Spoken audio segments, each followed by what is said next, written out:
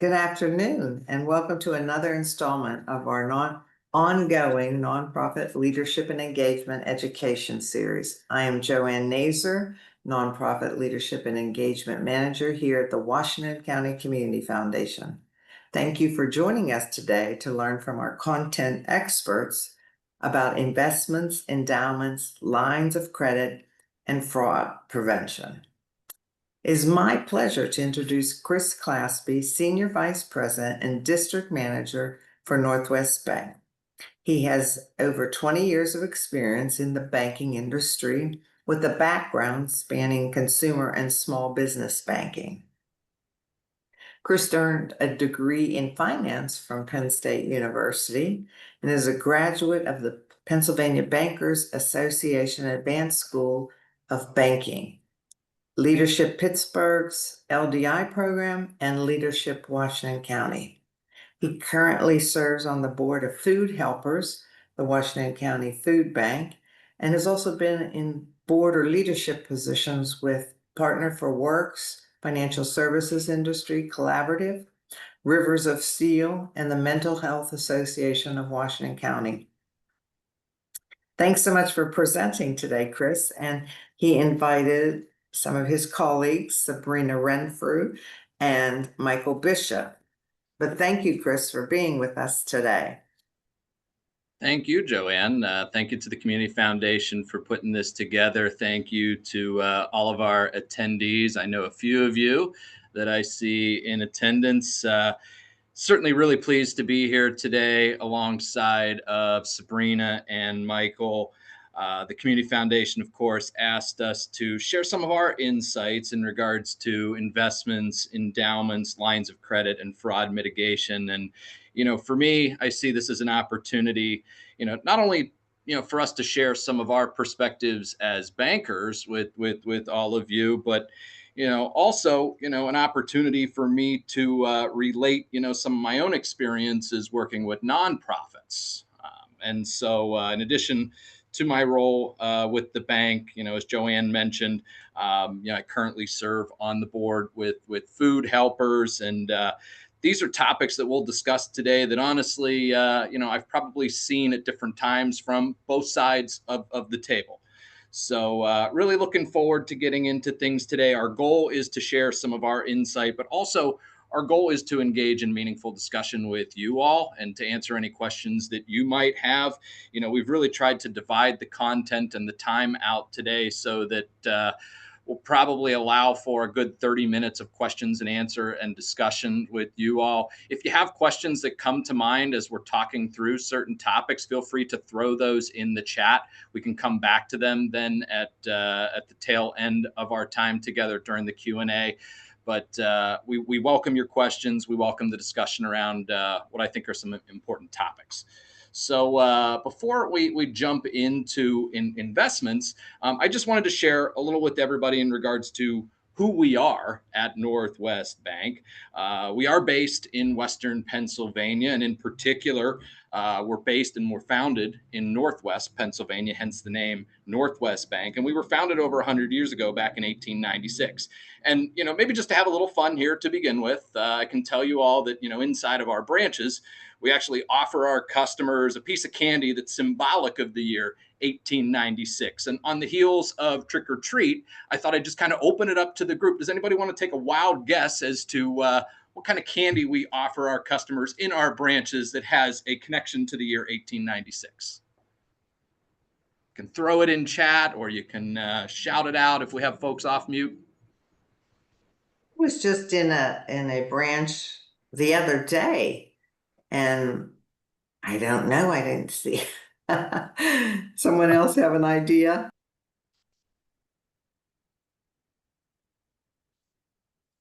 Well, if nobody has a guess, I'll go ahead and I'll answer the mystery question. We offer Tootsie Rolls to our customers. And if you look it up, the Tootsie Roll was also founded in 1896. So hence, there's that connection to the year 1896 with those Tootsie Rolls we hand out.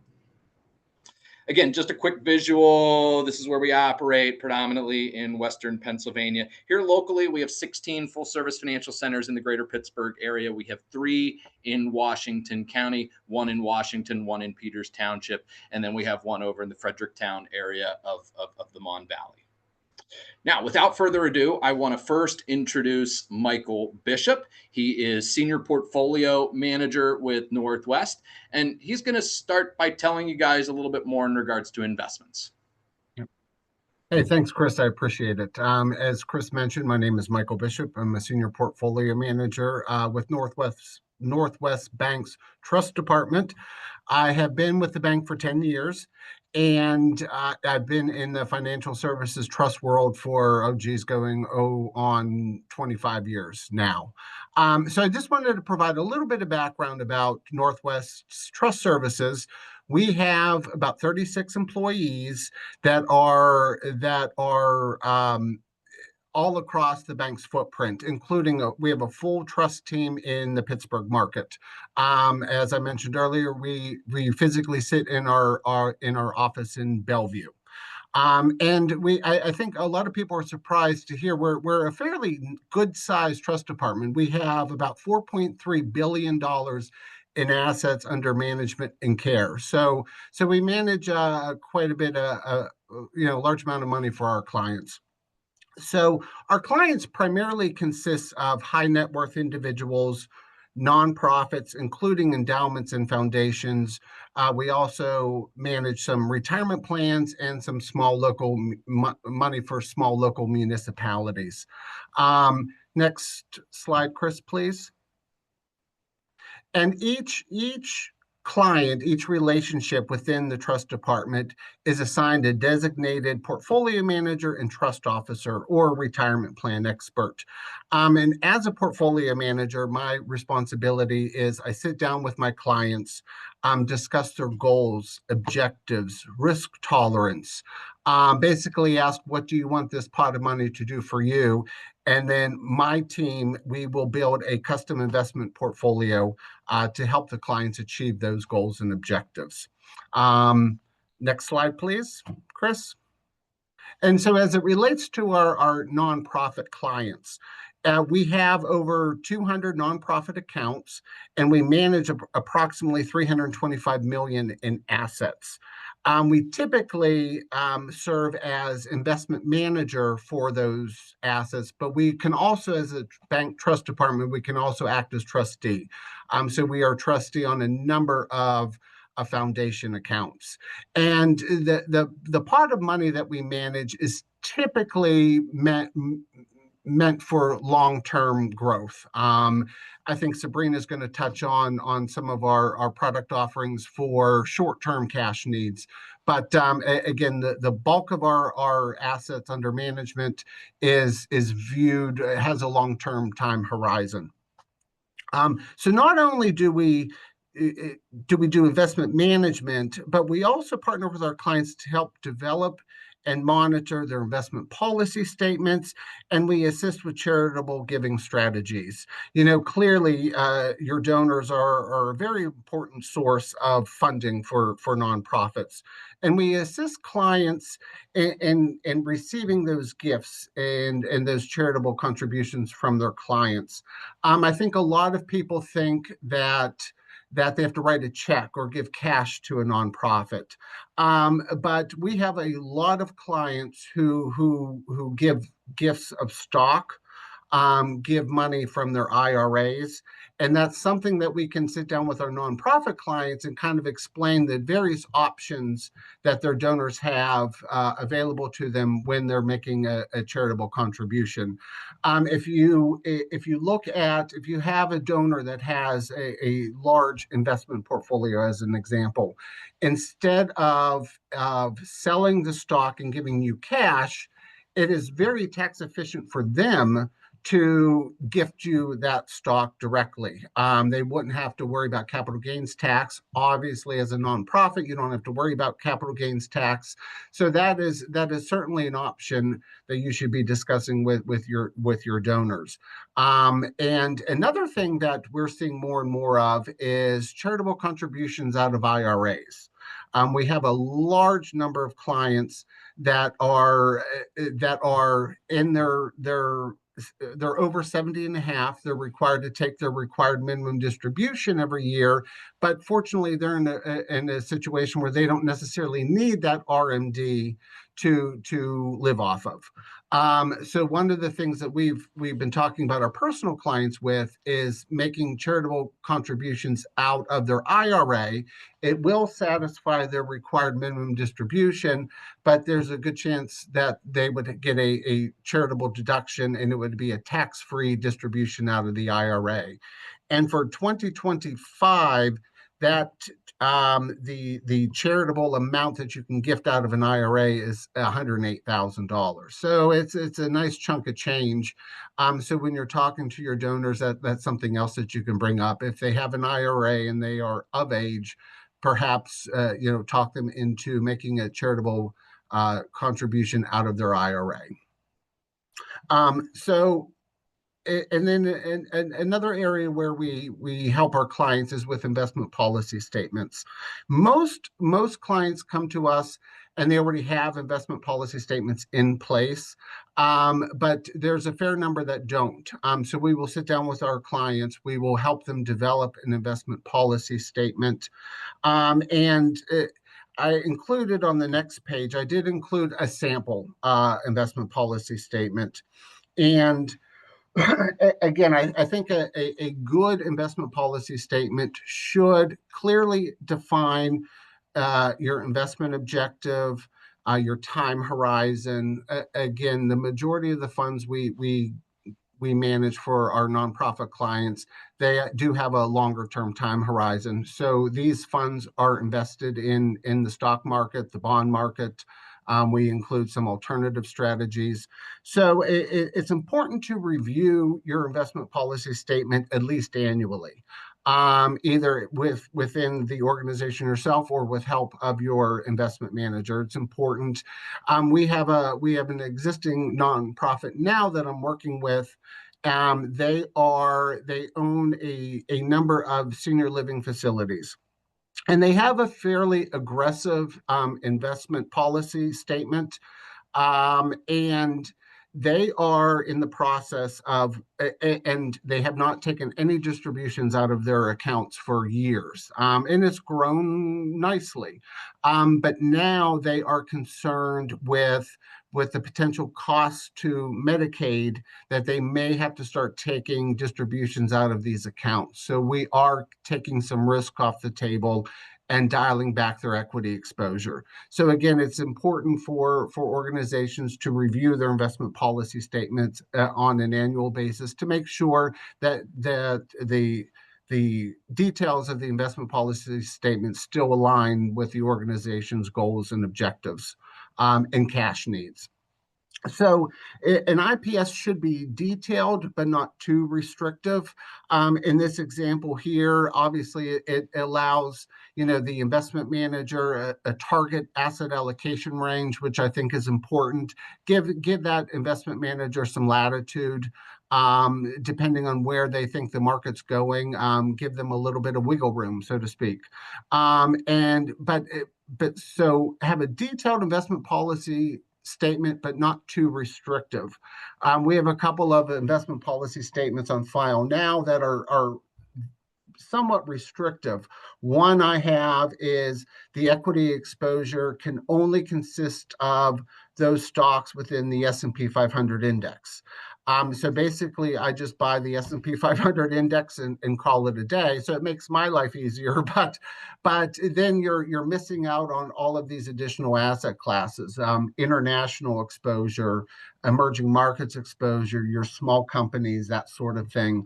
And then also too, I have some investment policy statements when it relates to the bond portion, the fixed income portion of your portfolio. It's AAA rated bonds or higher. So that is very restrictive in the fixed income space. So that basically just allows me to only purchase U.S. Treasury debt. Very few U.S. corporations are AAA rated.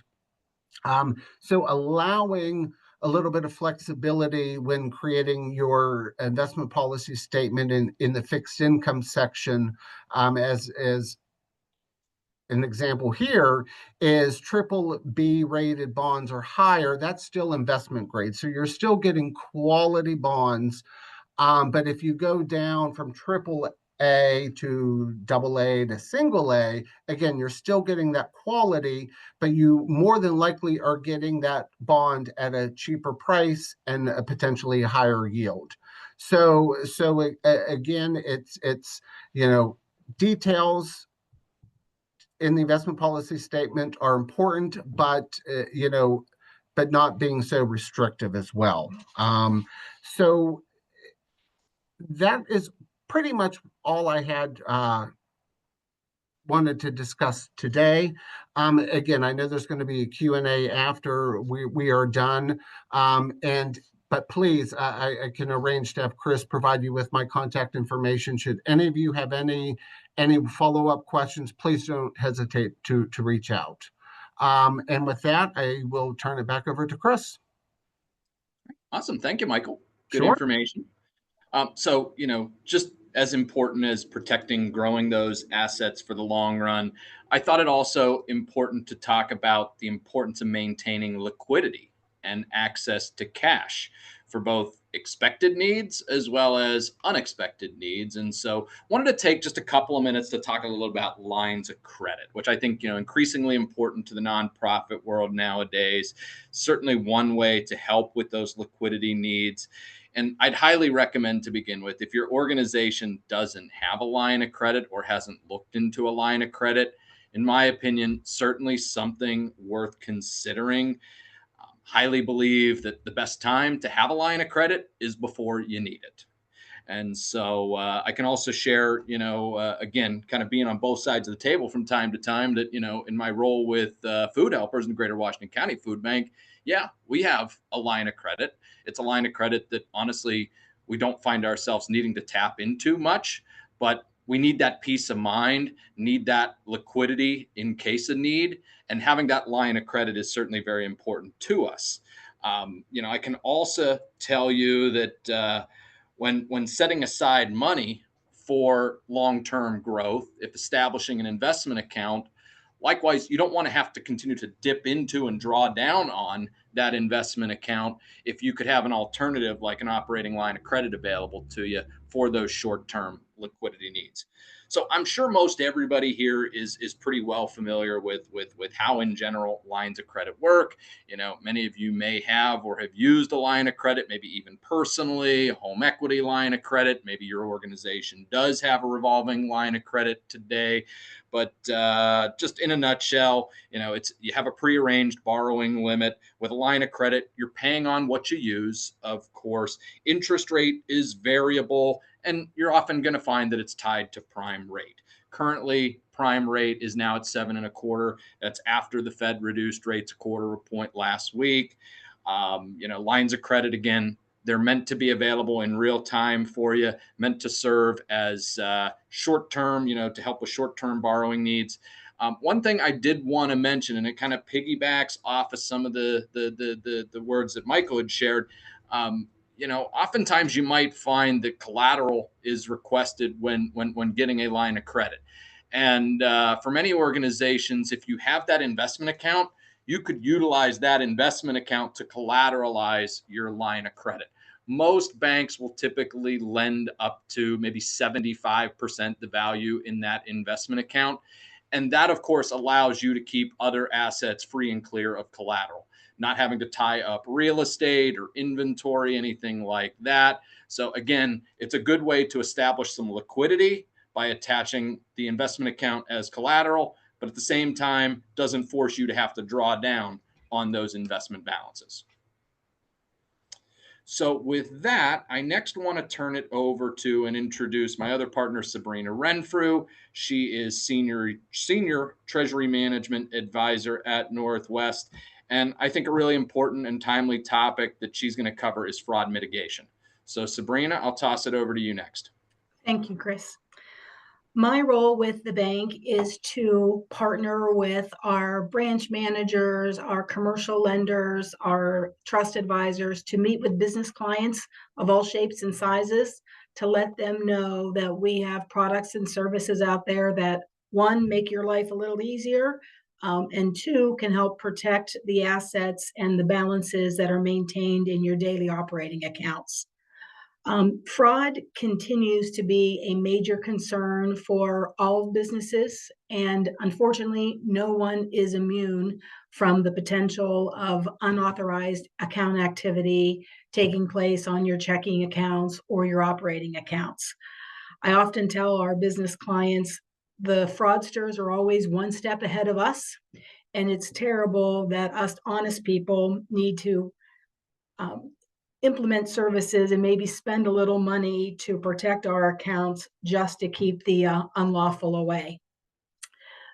As on any operating account, implementing some type of insurance policy or fraud mitigation service should be a continual annual review and a strategy that you need to kind of keep on top of. If you can think every time you place a check in the mail, your account information is at the bottom. And if that check is intercepted between your mailbox and the recipient's mailbox, your account information is at risk. Not only is like the paper check a mitigating factor of potential fraud, but we've seen a huge uptick in emails or email fraud.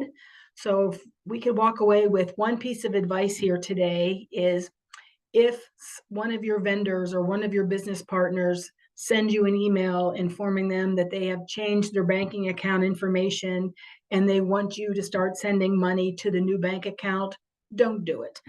Please pick up the phone and call your contact there and confirm that the email that you received was legitimate, and in fact they do want you to make those necessary changes, because kind of once the money is out of your account or once you send that money on, it's difficult and there's no guarantee that the banks can get it back.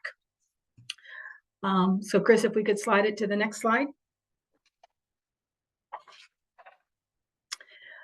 Fraud mitigation services, I often look at it as an insurance policy, and you were hoping to protect your account from the inevitable task of somebody trying to get access to your checking account.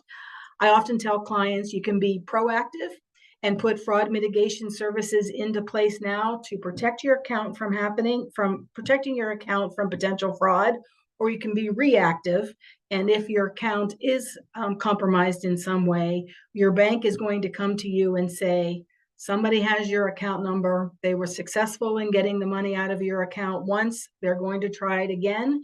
So we kind of have to stop the bleeding. So we would be reactive and put fraud mitigation services into place. The services that just kind of give you that peace of mind that your account is protected. We make it easy for you to kind of monitor that account.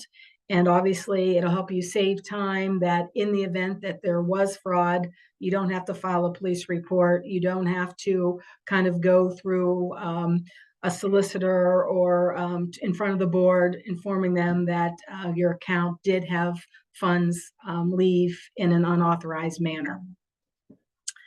The next slide we'll share is just a couple of different levels of fraud mitigation services that banks offer. The first one is what we refer to as ACH debit block. And I see this most used on money market accounts that you don't have much activity and it's just more of a savings account. But an ACH debit block would protect your account from not permitting any debit to transpire or post against that checking account. So we block it all. So if you think about a money market, you could write a check out of a money market account, but you don't use it on a regular basis. So let's just block the potential of anything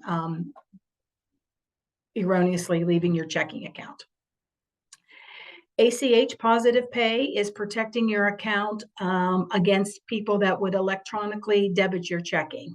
So I often use the payroll You might have a third party like a Paycom or an ADP or a Paychex that processes the payroll on behalf of your nonprofit. We could set up ACH positive pay that says, I allow Paycom to debit my checking account, and I allow Highmark to debit my checking account, but I don't allow Bob Smith snowplowing to debit my checking account. So you can kind of build parameters or rules that we call that allows you to filter who is allowed to debit your checking account and who is not. And if we would create a filter, I'm going to go back to that Paycom example, we could build a filter that says I allow Paycom to debit my checking account, and you can also put in a limit that they can debit your checking account up to $25,000. If Paycom would come in and try to debit your account for $27,000, their debit exceeds the rule or the parameter that you built. So the bank would send your accounting team or your executive director an email that says, hey, Paycom is trying to debit your account for more than what you allow them. So what should we do? And then at that point in time, you would tell the bank, I allow that. We had overtime or it's year-end bonuses or whatever the reason why the transaction might be a little larger. But you would tell us that, yes, I allow that larger transaction to be taken from the checking account. Check positive pay, counterfeit checks continue to be the leading factor of fraud on people's checking accounts. And how check positive pay would work is it requires a little footwork on behalf of your accounting team. Ideally, we would ask that you would upload a check issue file to us. That check issue file would list, here are the 10 checks that I'm issuing today. Here's the check number and the dollar amount. And we call this your check issue file. So you go ahead and tell us what checks you're issuing, and then you mail those checks. As those checks are presented for payment, maybe it is presented at a teller window or cashed at Walmart or cashed through somebody's mobile app. It doesn't matter how the check is cashed, but once it gets to your bank, the bank would cross-reference. Does the check that's being presented for payment match what the client told us? And if it matches, we pay it. If something comes in suspect, like you told us the check should be issued for $1,000 and it's being presented for $1,800, that check's been altered in some way. So our team would notify your team that one of your checks is just a little it's been skewed in some way. And again, your team would have the ability to tell us, go ahead and pay that item or no. And if we don't pay that item, that check is returned to the bank that cashed it. And it's that bank that is going to have to find the endorser and try to get that $1,800 back. During the pandemic, check fraud had a significant uptick. And so clients weren't in the office and they were kind of operating from multiple locations. So a lot of businesses tightened up their check issue processes during that time. Our fraudsters caught on that companies were monitoring the check number and the dollar amount of the check, but many businesses were not verifying the payee line. So banks have since created check positive pay with payee verification. And what that means is we truly look to who was the check made payable to. And if you write a check to Chris Claspy, we want to make sure that Chris Claspy is the one that's actually receiving the check. You may have heard that there are what's called whitewash, that the fraudsters will kind of lift that name, take out Chris Claspy's name and put in Sabrina's name. And you guys won't know that until Chris Claspy calls you and says, hey, I didn't get my money.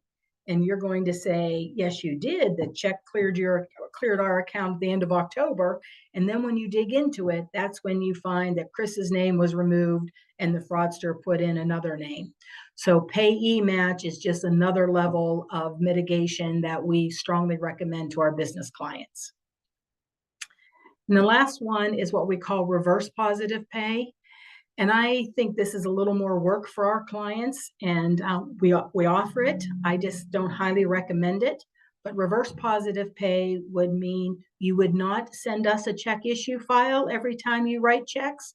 Instead, Every day you would go into the online balance reporting system and you would see all the checks that are clearing your account, and you would say, pay this one, pay this one, pay this one. So it's a little more work every day to make sure your checks are being honored. That's why we recommend our clients to send that check issue file to us, and then you only have to intervene in the event that there is a suspect item or a check that we think has been altered in some way. Chris, if we could slide. In addition to the fraud mitigation services, we strongly recommend our business clients of keeping their antivirus and malware software up to date. We often tell business clients, if you get an email that looks a little suspect, don't click on the link, because if you can click on the link, there might be some software attached that would allow a fraudster to physically see your emails, and in your email may have some correspondence of your bank account information, which then they could take and run with. We recommend our business clients to don't use any public Wi-Fi to conduct any business. Again, if it is on an unprotected site, your account information is out there and could never be recovered. Chris, the next slide, please. Fraud is one of our hottest topics, and we are just kind of out there spreading the news that business clients should do a better job in monitoring and protecting their accounts. Some other services that we have seen increase in popularity are listed here on this quick slide. I wanted just to touch on a couple. ACH payments, or the electronic movement of funds, that is increasing in popularity. One, because of decrease the U.S. Postal Service and their inability to get mail delivered in a timely fashion. As I said earlier, every time that you mail your check, your account information is at the bottom. But if you can electronically send payments, again, that account information is not visible and we can kind of protect it through the bank's accounting software. Remote deposit is another popular service, and that is the ability for our clients to have a little scanner at their desk, and any checks that are received, instead of you making a deposit and running it to the bank, you can just electronically or virtually make a deposit from your desktop. And that is a convenience, and you can make a deposit 24 hours a day, 7 days a week, and you don't need to be at the bank when we're open to physically get those deposits made. We've seen an uptick in our clients using merchant services, especially our nonprofits. Merchant services is a way for you to collect donations or contributions from your donors' credit cards. Yes, there are fees involved with that merchant services processing, but if you can get the money from a donor because they want to put it on their Amex card so they get points, it's just kind of a little vicious cycle. But merchant services is often used for our nonprofits and our foundations, especially when it comes to those fundraising efforts. And Michael had talked previously about a short-term investment account that the banks have to offer. And we have a product called an insured cash sweep account. And what the sweep account is just a little investment account or a savings account attached to your operating account. So you don't need to be concerned with, is the money in my checking account or is it in the investment portion? It's the bank's job to kind of marry those two accounts together. And if you write a big check, it's our job to take the money from the investment account, place it into the checking account so your large check can be cleared without any issue. If you can recall the Silicon Valley Bank issue that happened 4 or 5 years ago, it was a large tech bank that kind of had a run, and the FDIC insurance had to kind of step in place and protect all of the funds that were on deposit at the Silicon Valley Bank. After that mishap, banks began to or clients used to call the bank and say, is my money safe with you? I've got over $250,000 on deposit. Can I trust Northwest Savings Bank for my funds? So a variety of banks got together and formed this association. And this is where we could take your excess money and divide it among other financial institutions. So let's just assume your nonprofit had $500,000 in their checking account. We could take 250,000 and place that at Wells Fargo, take another 250,000 and place that at PNC. Northwest has you have $500,000 available, but we've used other banks' FDIC insurance coverage to protect your money. So it allows our larger business clients, both for-profit and nonprofit, have the backing of unlimited FDIC insurance because we have the ability to share that coverage with a variety of other banks. The ICS rate, if you're kind of thinking of what that investment rate would be, it's overnight money. So it's not a CD rate. It's not an aggressive money market rate, but kind of on overnight funds, you could look at in that maybe 2 or 2.5% range. So it's a good return on money that might have otherwise just been sitting in your checking account. Here's just a quick slide on ACH. That is the electronic movement of funds.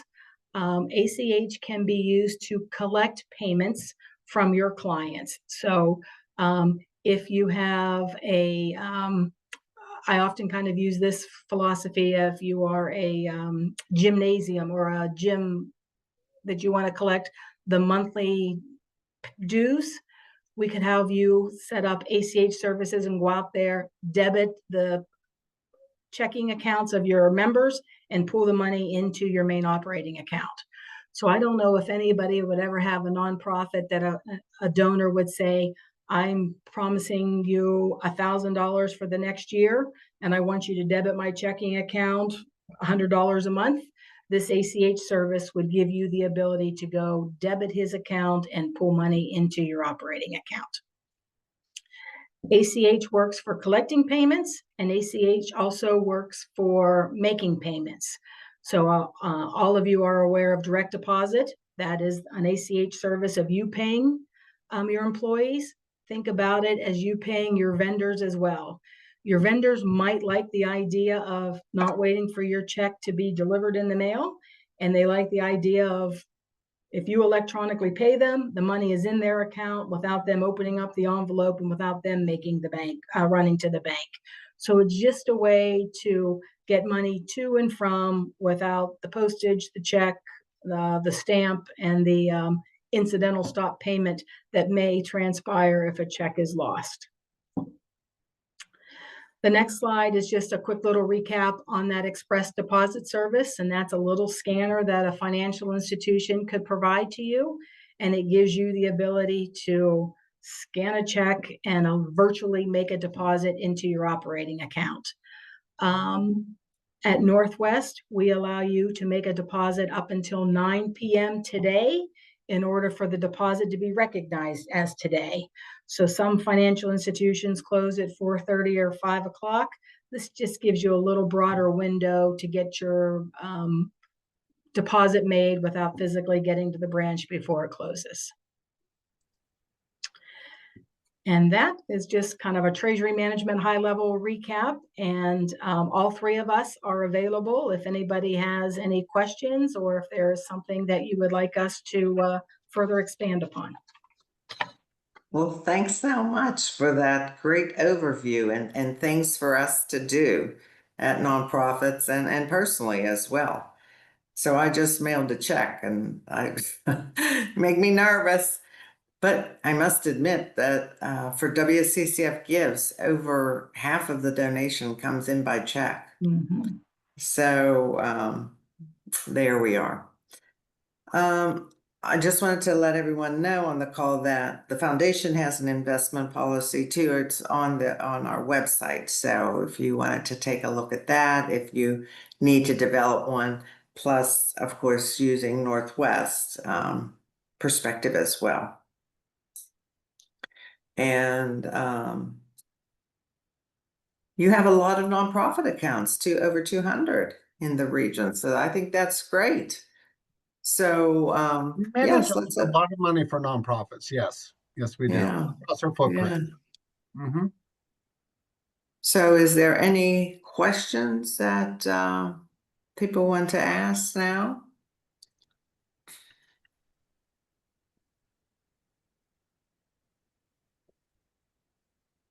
As we're talking just of this challenging time without a state or federal budget, and people may be looking into these either lines of credit, which does take some time. Can you walk us through that process? Michael, would that be?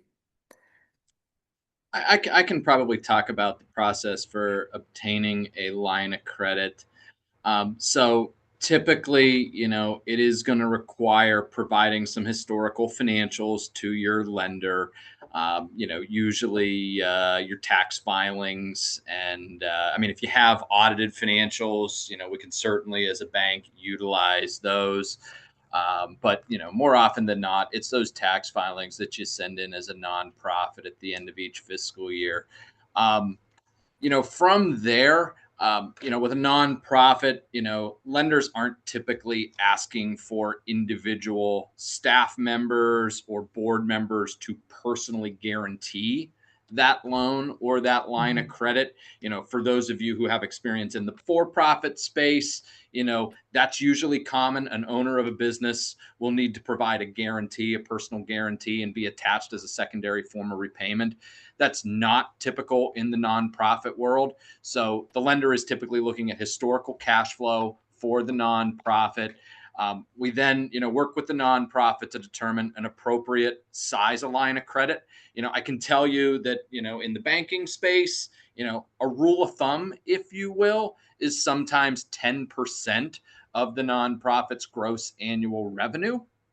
That being said, and Joanne and I were talking about this a little earlier, one of the things that we are seeing more and more of nowadays is we're seeing more, in essence, kind of bridge funding to nonprofits in advance of nonprofits receiving a grant that maybe they've been awarded, but has not yet been received. And especially as we're kind of dealing with things like budget impasse, I think that's another reason why we see maybe more of an uptick in things like that. So now, when in essence we're providing bridge financing for a grant that's been received, that's sometimes then an alternative to the lender necessarily needing to be constrained with 10% of annual revenue. We'll often look at the details of that grant, and we can usually match the financing to the funds that have been awarded. All told, it probably takes, an organization, maybe 30, 45 days, to have that line of credit put in place. But again, I'll come back to something that I mentioned earlier. Oftentimes, persons and businesses and nonprofits tend to want to wait to get that line of credit in place until they have an immediate need for those funds. My best advice is to always have the line of credit in place before you need it. Certainly a lot easier, and certainly much easier in regards to peace of mind, having something like that in place before you have an emergency. Great advice, Chris. Appreciate that. So can you also give guidelines on, a lot of the nonprofits, 152 nonprofits participate in WCCF Gives, and some of them are smaller organizations. They like the idea of an endowment or investments, but how can you give a snapshot for our smaller nonprofits? How to get started? Yeah. Michael, did you want to take that one? Yeah, I mean, whether it's a small nonprofit, whether it's an individual who is starting out in his or her career, it doesn't matter how much money you have. But start small, start basic. I always recommend, when you are thinking about or have accumulated even a small amount of money for investing, start simple. Start with what you understand. You do not need a complex investment tool to be a successful investor. There are a lot of, this requires a little bit of work on either the nonprofit or individual side, but a bank like ours, we provide a full suite and full high level of service, and you pay for that. But then there's also a lot of online brokerages that are available now. A lot of your banks have online brokerage platforms. You would have to do your due diligence and your homework. Find a reputable one.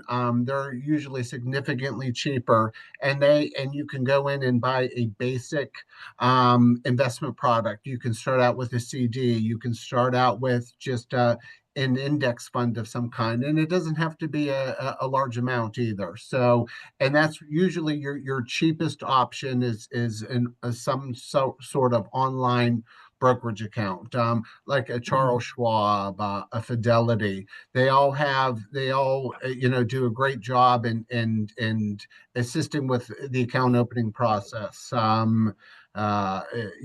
have a suite of investment options available to you, and they're usually, again, it requires you to basically kind of manage the assets, but it's also a lot cheaper as well. So Mhm. there's a lot of different options. So, but don't be intimidated by the market and think that you don't have enough money to invest in the market. It takes, $100, $50. Start and be disciplined, and you'll be surprised over 10, 15 years. That $100 investment could be worth thousands. So don't be afraid because you don't have a lot of money that you can't invest.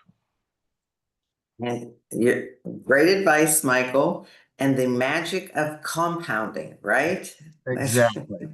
Yes, yes. So, yeah, and you're right. You don't have to have these exotic accounts or index funds, things like that. You can start out with the basics. And I think um, probably, and I've worked at other nonprofits, not the foundation, but they're very cautious with their investing and Mhm. want to, you these are donors or foundation or grants or things like that, and they don't want to, of course, lose the money. Mhm. So I think you need to make sure that the investments are safe as much as possible, and how it can grow Mhm. within a tolerable amount of risk. Yeah. Yes. Yeah. Yeah, we And do have some nonprofit clients who've received a nice donation from a donor, but they put a restriction on it. So basically, we have the capability of opening up various accounts under one relationship. When it comes to donors giving a nonprofit stock, we'll have a sub account set up just for those stock donations to come in. If a donor gives a restricted gift and has parameters, or whether it's what the nonprofit can do with their money or how that pot of money is invested, then of course that's a separate, it's all under the same entity, but we manage that separately, that sort of thing. So yeah, there's a whole lot of different options, and again, you don't have to buy hedge funds and private equity and all of that nonsense. You can just stick with basic, safe investments until you're familiar and comfortable. yeah, great advice. So, but you may want to, follow Warren Buffett or somebody. I don't know. Not necessarily, not necessarily. Just listen to your financial advisor, your Exactly. banker, and understand your risk tolerance. But That's key. That's key. mhm. And what I mean, if you want to experience growth, there has to be some type of balance there, Right. right? Joanne, I was just Joanne? going to add that, this is where we go back to that investment policy statement, for that Mhm. nonprofit that's, just maybe getting started, thinking, hey, I want to maybe use some of this surplus money, allow it to maybe work for me harder. First step, of course, is, as an organization, maybe members of your board, staff leadership sitting down and essentially kind of putting those guardrails in place, Mhm. determining your own risk tolerance.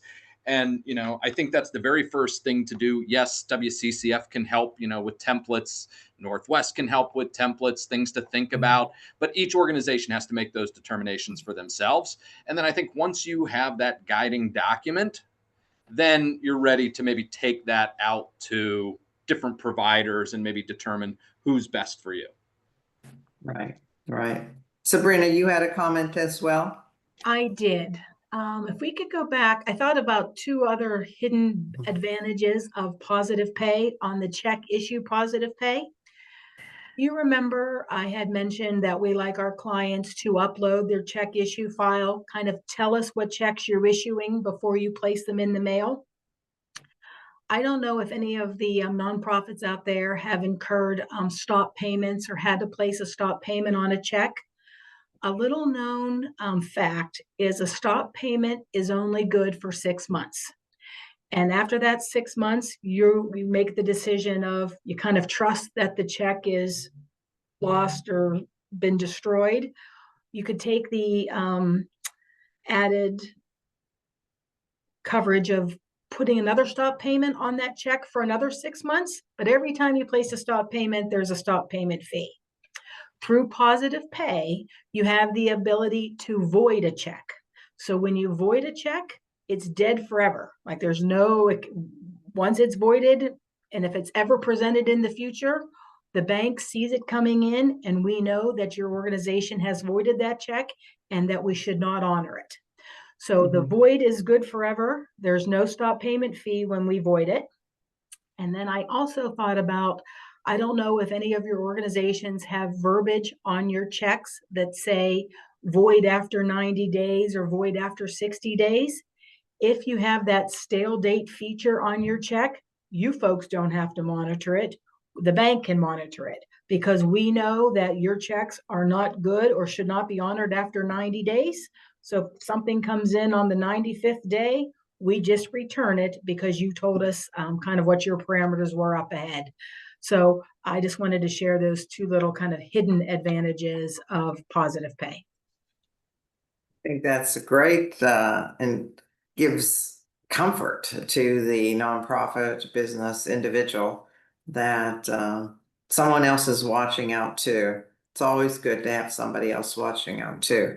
But I think Sabrina, you were sharing about getting an email Yes. about from a nonprofit, and actually I heard a true story in the area that they got an email and it looked really authentic, and it almost went to a transfer, but somehow it was stopped.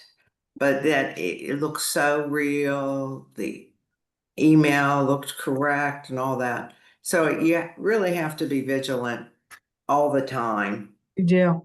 And to I see. said earlier, the fraudsters are always one step ahead into the blind eye. If you see that email recipient email address coming in, it looks good, but the fraudster might have just changed the letter O to a zero. And, just something is a minute change of that, of a minute change like that could, again, just open up an entire can of worms on fraud and unauthorized funds leaving your account. So we Right, trust no right. one anymore, unfortunately.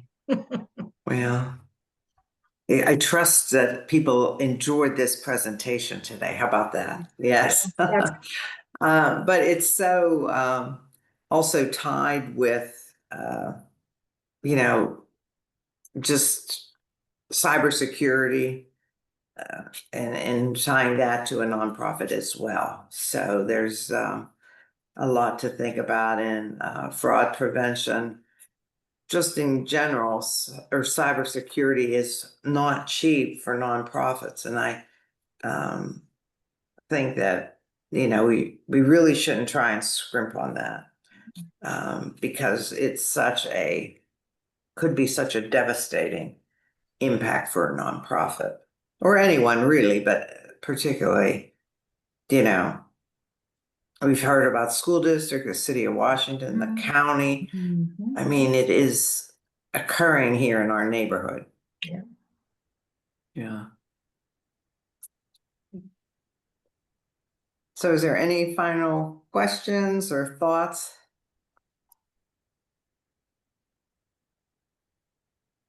Well, I just We have a think, question. oh, we have a question? Yeah, Ricky has a question. Let's see if we can find that here. We work with a donation platform that has begun offering an account to keep donations in, and they will waive any fees. Is this a new trend? This seems like an unsafe option for money. I'm